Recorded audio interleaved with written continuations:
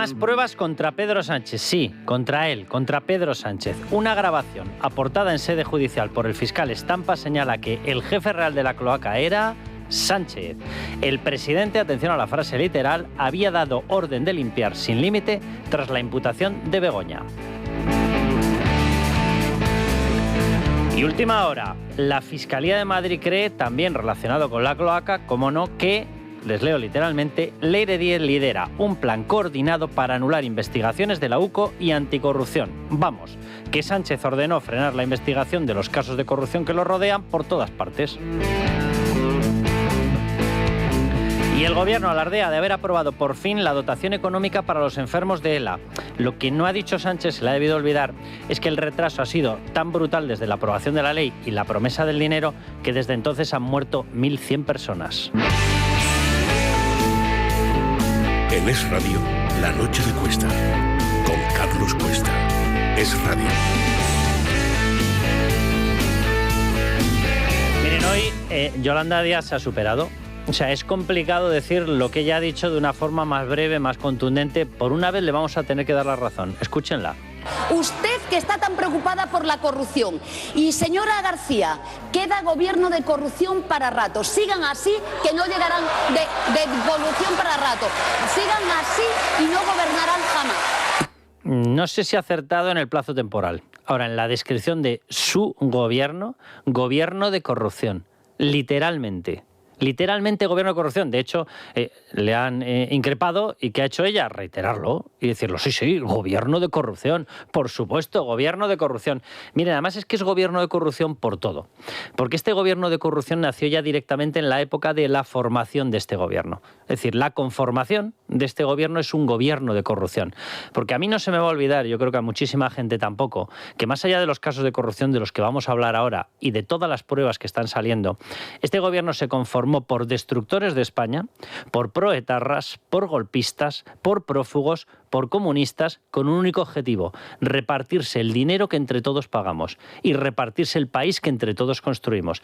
Esos fueron los objetivos. Claro, con semejantes mimbres, es normal que si no le haces ascos a pactar con un terrorista, si no le haces ascos a pactar con golpistas, si no le haces ascos a pactar con prófugos de la justicia, como para hacerle ascos a robar, ¿verdad? Bien, vamos con lo que está pasando hoy. Miren, está el Partido Socialista empeñado en decir que no hay ni rastro de la expresión financiación ilegal en el Partido Socialista. Miren, rastro de la expresión a día, y casi tendríamos que decir hora, minuto y segundo de hora, no.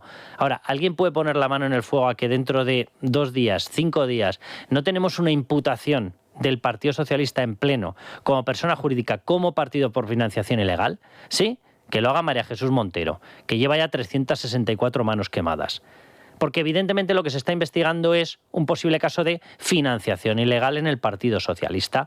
Miren, déjenme que les resuma cuál es el esquema que ha detectado la UCO y que en estos momentos tiene perfectamente avalada la justicia española. Imagínense un triángulo y vamos a describir los 3 vértices. El primer vértice se situaría, o ahí estarían las fuentes B de negocio. ¿Están avaladas y probadas? Claro que están avaladas y probadas. ¿Cuáles son las fuentes de negocio? Las mascarillas en época COVID, mientras había una letalidad brutal, mientras morían los españoles de 1000 en 1000, y en ese momento Pedro Sánchez dio la orden de cerrar el grifo. Las comunidades autónomas no podían ya comprar y las comunidades autónomas eran las que tenían toda la capacidad y toda la estructura y hasta el dinero para haber podido comprar las mascarillas. Se les cerró el grifo, se les prohibió comprar. ¿Y qué es lo que se abrió? Una única vía. ¿Y esa vía por dónde pasaba? Ahora lo sabemos, por una trama delictiva, en la que con toda seguridad se cobraron comisiones, y unas comisiones que con más que una especie de intuición, evidentemente eran ilegales. ¿Por qué? Por la procedencia, por la gente, por el dinero que se les caía por el camino y por cómo lo tramitaron y por quiénes estaban dentro de la trama. Bien, comisiones presuntamente ilegales en las mascarillas. Otra fuente de negocios totalmente acreditada, el petróleo venezolano. ¿Hay alguna duda de que era ilegal vender el petróleo de una narcodictadura? Ninguna. Lo trajeron. Hay rastros en los informes de la UCO por todas partes, en las grabaciones de cómo se repartían el dinero. Creo que no hace falta que les recordemos, pero hay incluso una grabación entre Koldo García Izaguirre y José Luis Ábalos, en la que Koldo le dice a Ábalos: nos toca a 1 millón, a ti medio, por el petróleo venezolano. Y dice él, porque nos va de puta madre y con solo 2 empresas tenemos 1 millón al mes. 1 millón al mes. Segunda fuente de negocio B. Obras públicas presuntamente amañadas. O sea, no solamente sabemos que había obras públicas en Navarra, es que el informe de la UCO identifica hasta 8 comunidades autónomas con obras públicas presuntamente amañadas. En algunas de ellas se ha avanzado más en la investigación. Por ejemplo, en la de los túneles de Velate.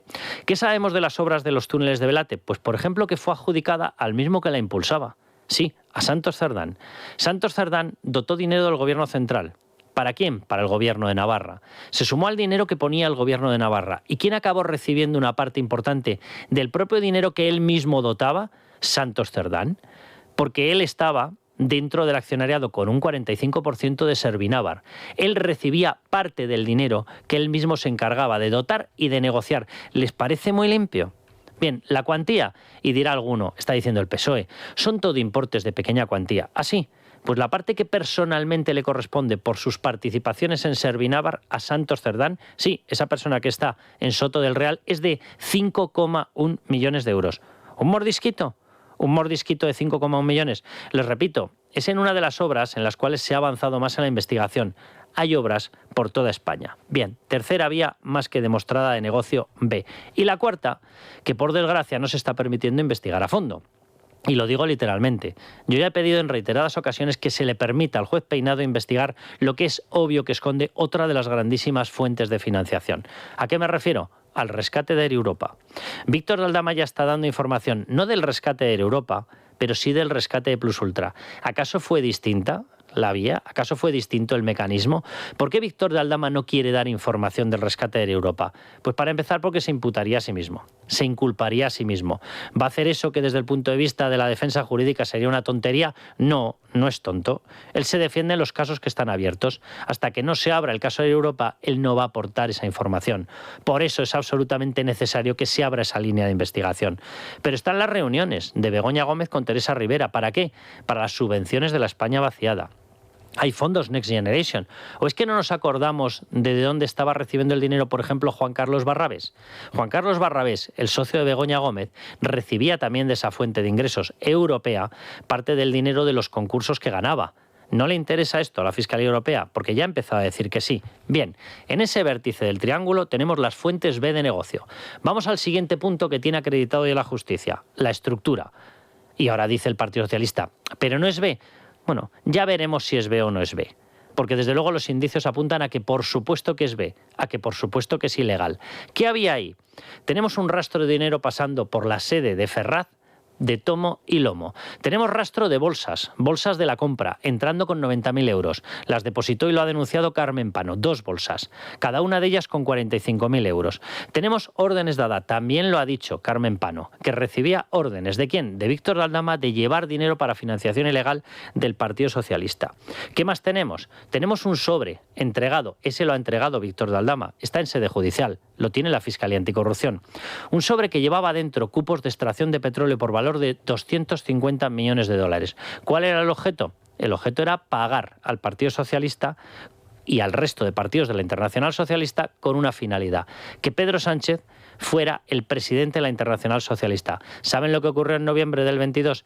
Que Pedro Sánchez fue presidente de la Internacional Socialista. Por cierto, tenemos también toda una estructura de lavado de dinero. ¿Dónde? Está en Perú, está en Colombia, está en Venezuela y, por supuestísimo, está en República Dominicana. Hay una pata también en México. Cuidado porque la trama se movía. ¿Pero dónde parece que está el epicentro? Pues en el destino de más de 60 viajes del Falcon presidencial. ¿Casualidades de la vida? Que se lo vayan a contar a otro. De momento lo que tenemos son hasta grabaciones del hermano Joseba García Izaguirre, el hermano de Koldo García Izaguirre, hablando de cómo recibía, cambiaba, lavaba el dinero en el Cocotal. Una urbanización en Playa Bávaro, una urbanización de lujo en Punta Cana, en República Dominicana. ¿Todo eso lo tenemos? Claro que lo tenemos. Por cierto, en breve ya les digo que vamos a tener más rastro de la presencia de José Luis Ábalos en República Dominicana. Pero cada cosa a su tiempo. Bien, sigamos. Ya tenemos el segundo punto, el segundo vértice de este triángulo. ¿Cuál es el tercero con el que se cierra esta triangulación de dinero? El obvio, los beneficiados. Tenemos a gente recibiendo dinero. Tenemos a gente como José Luis Ábalos que lo recibía hasta en su casa. Le tenemos incluso fotografiado a él y tenemos fotografiadas hasta las cajas de dinero. Cajas llenas de lo que ellos llamaban folios. Ya poco a poco vamos descifrando su lenguaje. Sí, las chistorras se supo desde el primer momento, eran los billetes de 500, estaban las lechugas, los soles. Bueno, los folios, que teníamos un cierto despiste al principio, ya no hay despiste posible. Eran los billetes de 50 euros. Sí, los que llenaban, los que plagaban las cajas que tenía en sus armarios José Luis Ábalos. Por cierto, no tenía un gran empeño en disimular. ¿Para qué? Lo hacía en una residencia, que es la residencia oficial del ministro, que la pagamos también entre todos los españoles. ¿Qué más tenemos dentro de los beneficiados? Bueno, tenemos obviamente a Koldo García Izaguirre. Recibía, según ha dicho Víctor Aldama, una nómina de 10.000 euros. No está mal, ¿verdad? Al mes. Y Koldo no se ha llevado sobres, porque aparece también en las famosas conversaciones con Santos Cerdán, repartiéndose el dinero. De hecho, eran aquellas conversaciones en las que Santos Cerdán le decía: calla, calla, Koldo, para, esto no se habla. Esto se escribe en un papel y después se rompe el papel. Bien, ¿y a quién más tenemos? Tenemos a los receptores de las obras públicas, obviamente. ¿O es que pagaban para nada? José Ruz, de Levantina, una empresa que era levantina y acabó construyendo hasta la agencia tributaria en Canarias, lo decía él mismo. Decía, aquí hay algunos que aportamos mucho de algunas ganaderías y recibimos menos que otros que aportan menos. ¿A qué se estaba refiriendo cuando lo hablaba con Santos Cerdán? Evidentemente al Partido Socialista. Bien, todo eso lo tenemos. Y falta efectivamente por certificar algo que todos los indicios, como estoy explicando, conducen a pensar que era así. Porque si el dinero pasaba por el PSOE, si el dinero llenaba los cajones de la secretaria, Celia Rodríguez, si resulta que la propia Celia Rodríguez decía, por favor, que vengan los cargos a llevarse el dinero, que no quiero tener tanto dinero en los cajones, si los fajos salían de ahí, si los sobres en los que se metían los fajos tenían el sello del PSOE, es tan extraño pensar que también el PSOE se llevó un trozo, que también el PSOE ha sido beneficiario de todo esto. De hecho, lo complicado sería pensar lo contrario. Bien, ¿qué es lo que nos faltaba después de dibujar este triángulo obvio de triangulación del dinero B? Lo que nos faltaba era la mecánica de destrucción de pruebas.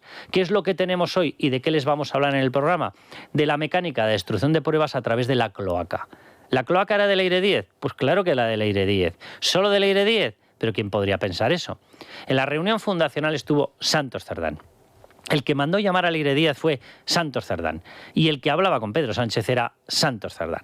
Por lo tanto, Santos Cerdán, el de Soto del Real, resulta que estaba metido de hocicoz en la trama de destrucción de pruebas, en la cloaca.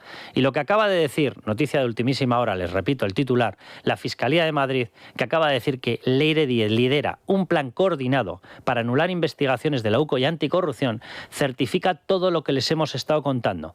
Nosotros en Libertad Digital y tantos otros pseudomedios, como decían desde el gobierno. Por cierto, debe ser la era en la que mayor paliza los pseudomedios han pegado a los medios estirados. Porque todas las investigaciones que hemos lanzado, todas han concluido en la más absoluta de las veracidades y todas han concluido en la más absoluta comprobación en sede judicial. Esta es la realidad. Vivimos una de las épocas, como decía Yolanda Díaz, de mayor implantación de la corrupción. ¿Quieren gobierno corrupto? Lo van a tener para rato. Lo único que espero es que no sea para rato.